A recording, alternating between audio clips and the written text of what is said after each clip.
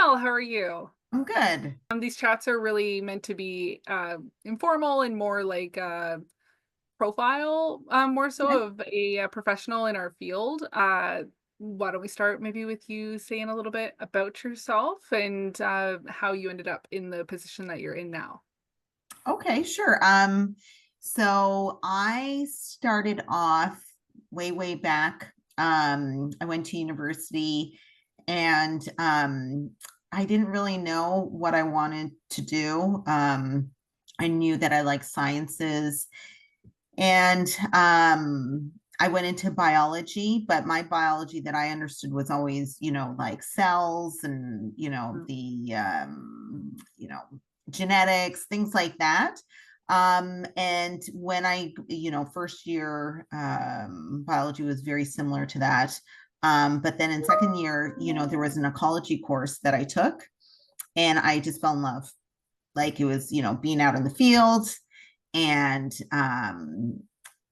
understanding why how interrelated everything is and why things are the way that they are and what influence humans have on the environment. So I loved that. And I decided to do a master's in road ecology. And I went to school in Ottawa and we had some really good road ecology professors there. We had Lenore Farrig at Carleton, and that's who I did my undergrad with. And then I did my master's degree with Scott Finley, and they're quite big in the road ecology space. And after that, I, was searching around for a job, and I was really lucky. I got in as an intern ecologist at the Conservation Halton, and kind of jumped around to contract to contract, did a little bit of work at the Environment Canada, things like that. And then I just perchance got an opportunity to work to backfill a position at the Ministry of Transportation as an fisheries specialist. And so, that wasn't really my background, but did it. I had a little bit of aquatic work, but not too much. And then once you're in the government, there's all kinds of opportunities to apply for other jobs and things like that. And so there was a position open called environmental planner, and I'd never heard of that before. And so, but when I was, reading about it and understanding what it was, I was like, this kind of is the best of all worlds because it's really like that generalist environmental specialist. And also, the road ecology is right in there, right? Because it's all about, making sure that we're protecting the environment with infrastructure improvements with highways. And so I was really lucky. I stayed there for 12 years. I loved it. I learned so much about the legislation that goes along with the job as well.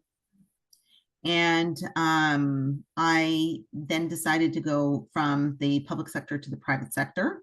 And I went to Parsons. I wanted to have a little bit more flexibility in the types of projects that I was working on instead of just, MTO projects, highway projects, municipal projects, Metrolinx projects. So I came over to Parsons and I've continued becoming like being an environmental planner. That's what I've always done pretty much for the past 20 years. But now I work on a whole whack of different projects. And so it's been very much, really made me expand my knowledge base for things. And I was able to develop, I became an environmental planner manager. And so I was the manager of the environmental planning team here at Parsons. And then I was promoted to become the environmental director for Parsons. And so that's my current position. Wow, quite the background that you had there.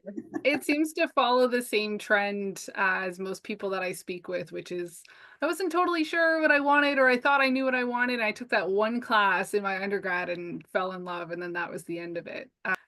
That's great. Congratulations on your career path so far. That sounds really interesting. I was wondering what some of your favorite projects are that you were working on in the past few years that you're able Um, to talk about. so one of the projects that I really, really enjoyed when I was at MTO was the QEW Credit River Bridge project. So I was involved in that for years while I was at MTO. That was a really interesting one because of the fact that it's over the Credit River, which is, very environmentally significant, but it's also very culturally significant because that is, the rivers were the highway systems for the indigenous community, right? In the Mhm. past. So it has a very rich history in that regard as well. So we, as part of the project, there was a lot of archaeology that had to be done for the twinning project that's currently under construction. And there was a lot of engagement with Indigenous communities, in particular HDI, Six Nations, Mississaugas of the Credit, and the Huron-Wendat. And so I got a lot of exposure to working with Indigenous communities for that project, which was really interesting. There was also a lot of engagement from the city of Mississauga for that project, because the Credit River really stops the movement of people, right? So, and the highway does as well, obviously. So they wanted to make a pedestrian crossing that would go over the highway and then would also go along the highway right by the Credit River. So there was a lot of engagement with the city of Mississauga of how we were going to make that multi-use trail system, and what it would look like so that people could go from one side of the credit to the other and then across the highway. And it was just a really interesting project. So I really loved that one. I was also involved in the 401 expansion project that went from Mississauga to Milton. That was part of a joint venture. So that was after I left MTO, but it's a MTO IO project. Um, so we were part of the joint venture with Acon and Amico, and it was Parsons. And that was really interesting because of the fact that I was involved all throughout design and then during construction. And as an environmental planner, you learn so much during construction because you have to realize how things are actually being implemented. If you don't understand the real world implications of what you write in a report or what you put in a drawing, you don't know what actually works and what doesn't work. And the environmental team really worked well with the construction team. Sometimes, that can kind of come to loggerhead. The construction team can push back against the environmental team and vice versa. But we had such a good working relationship and our teams learned so much from each other. I learned so much about erosion sediment control measures that actually work well in the field from the construction team. And the construction team from our team really understood, then we really got them into understanding permit compliance. So it was a really good experience. I love that project. It's over now. And currently I'm working on a Metrolinx, it's called the Encore project. So it's for all the rail corridors and it's the electrification of the rail corridors. So we're working on Lakeshore East, and that's a really interesting one as well because it's a whole different, it's rail. The Metrolinx also does additional permits and approvals from the Conservation Authority and the municipalities. That is a whole process in and of itself. And yeah, that one's really interesting also. So those would be like probably the top three that I've been involved with. Those do sound really interesting and they all sound different, which is something that I think is really fascinating about a career in the environmental sciences. In whatever aspect that you're in, there's always a team of people that it takes Hmm. that have different specialties in order to get to one result at the end. And I think what you said was really poignant, especially for students that are trying to enter the workforce now, in that you got to see a process from start to finish, Hmm. into construction all the way back from design and probably proposal as well. And that type of experience is invaluable, getting to see what that actually looks like, the things that you're drawing, what they end up being, and whether they work out or not. And I think that separates people that have lots of experience versus people that don't, is the people who drew it and then they made it and you went, ooh, maybe we won't make that pond so big next time, or oh, that actually worked out really well and we'll use that again in the future. Hmm. Yep. And they're all different. Every project is different. There's not a standard solution for every site, and across the projects that you have, definitely not, because they're so different and there's so many people that are involved with those, especially when you start discussing Indigenous involvement as well. They have their own set of priorities as well. And sometimes they may not align with ours as well. And you have to find a nice middle ground that works for everybody and the environment. Ideally to get that project up and running. So I appreciate you sharing those different projects, and it's interesting to see which ones you have on the go now, Hmm. especially now that you're in private sector versus public before. Hmm. I guess that leads a little bit organically into the next question I had, which would be, what are some suggestions or things that you've learned over the years that you could share maybe with some students that will end up watching this recording later, as to things that they should get involved in, or things that they should educate themselves on maybe before trying to enter the workforce, or things like that? So, I think that it's so important for students now to get involved in co-op. That is Yes. invaluable. When I went to university, co-op was unheard of. It was not really put in place. But now there's so many programs that have co-op.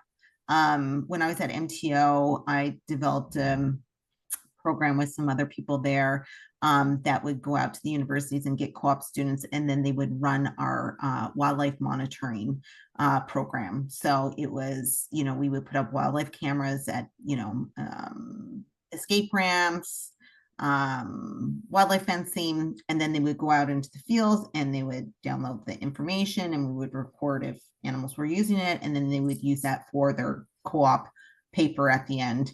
And a lot of those people came back numerous times, and and we ended up hiring them. It is so important that it just gives you such a leg up, because then you actually have that industry experience.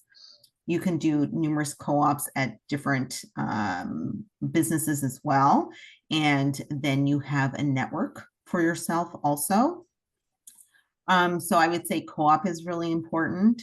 I would also say, just reaching out to people over LinkedIn, like if you see somebody and they have an interesting career progression, if they have an interesting job title, if you just reach out to them and say, hey, listen, just want to get a little bit of advice from you. I'm in this program, or I'm wanting to get into this.